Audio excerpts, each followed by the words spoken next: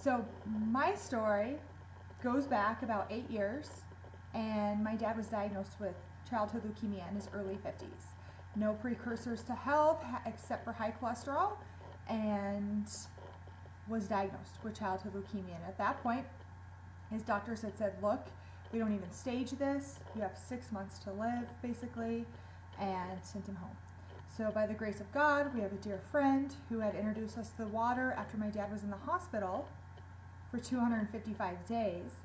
I, up to that point, was very health conscious, always thought that water was just water, didn't pay too much attention to it. My favorite water was actually Smart Water, which is not healthy for the body at all.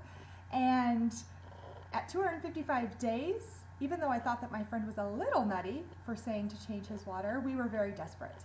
And because of being desperate, we changed his water. It took about 3 months, and he was able to get off his digestive enzymes from the Canadian pharmacy.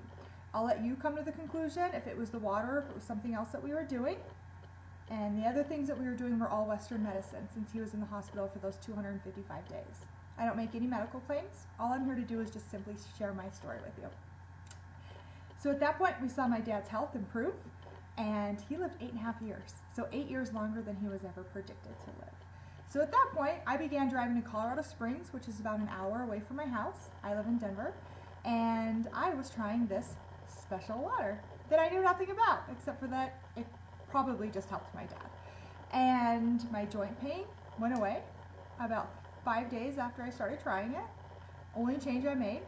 And also I had been a chronic sufferer of allergies, and my allergies went away, my symptoms. So at that point, I obviously ordered a machine and had it for my home. Didn't think too much about it. My background's in child protection, and I was working with the county on training magistrates across the state and also running their independent living program for kids in foster care, which I continued to do as I drank the water for 3.5 years. It was amazing. I loved it.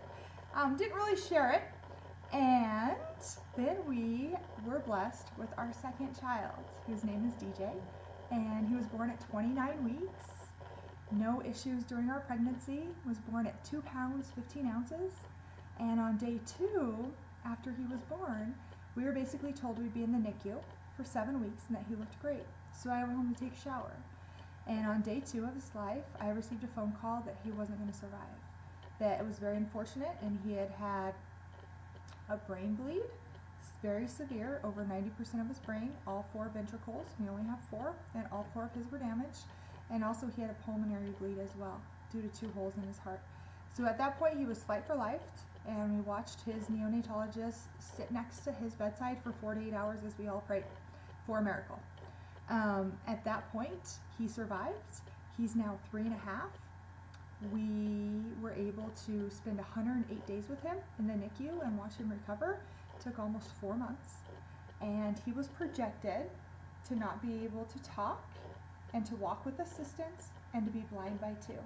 So my little guy, he walks, he talks, he runs, he plays. He's 3.5, just like a normal 3.5-year-old would. He is amazing. And at 4 months, we came home, and I thought that our struggle was over. He had survived his brain surgeries. I had known that he would have some learning disabilities and would probably never walk or talk, but I was happy, and I felt like our struggle was over. Little did I know that we would struggle with acid reflux, also known as heartburn. Up until this point, I just thought that that was an issue that was an inconvenience for people. Never had I dreamed that it severely impacted one's ability to eat and function. So from the time we brought him home at 4 months to 10 months, we tried every medication the FDA has approved for adults to treat the acid reflux. During that time, we had also been on a laxative with him, and I was doing enemas with him every other day for 6 months in order for him to have a bowel movement. So during this time, it was very stressful. We were feeding him in the middle of the night only in an infant seat, thickening his formula. I was on an all-alkaline diet, trying to eat all raw. I highly do not suggest that for anybody. It did not work, and it was very hard to get enough calories in every single day. So finally, at 10 months, his pediatrician, who's retired neonatologist, is an amazing soul, and said, Jen, I'm sorry, but we're going to have to do a feeding tube surgery. There's no way around this. If we don't, I'm afraid that the acid could burn a hole through his esophagus. So at that time, I pulled up some research on the water and acid reflux, and I sent it to his pediatrician and said, look, can we please try this first? And he said, yeah, we can try it. Just please don't get your hopes up. I didn't think it'd work. He didn't think it'd work. Something worked. So here's the rest of our story. He gives me permission to try it, and I put it in a bottle like he suggests. Now my son at this time is 10.5 pounds at 10 months old, and he hasn't taken a bottle in 6 months. I've been spoon feeding him thickened breast milk because he was so sick and in so much pain. He took 2 bottles right away, and I was able to wean him as a parent with no medical background off of his acid reflux medications within 2 weeks, all of his laxatives and his enemas within 2 weeks. I watched his little body transform. Again, I'm going to leave it up to you to decide what helped him. I'm just here to tell you what we did differently than the rest of the population. So obviously we were beside ourselves when this happened. I called my corporate job at Jefferson County and just said, look, I'm done, I'm quitting, I need to take care of my son, I'm going to share this with everybody. You'll never understand what just happened. And nor did they understand why I just quit. I had ran their program for 7 years.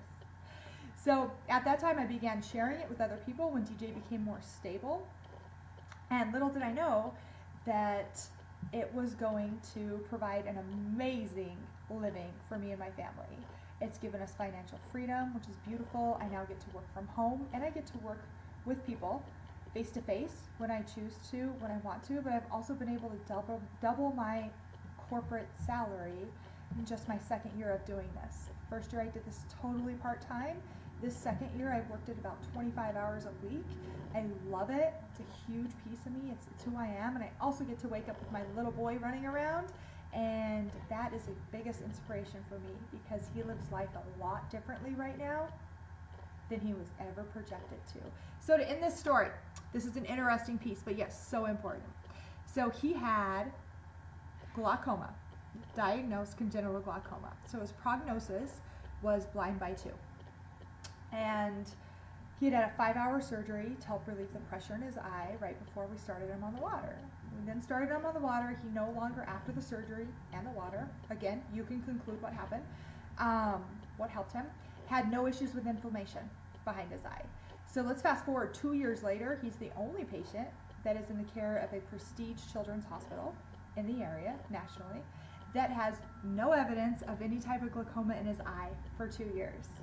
Only patient they've ever treated. So of course, so I'm so motivated to help other people because I do believe that a diagnosis is not forever. It might be now. There's always hope. Just don't ever give up. Just don't ever give up.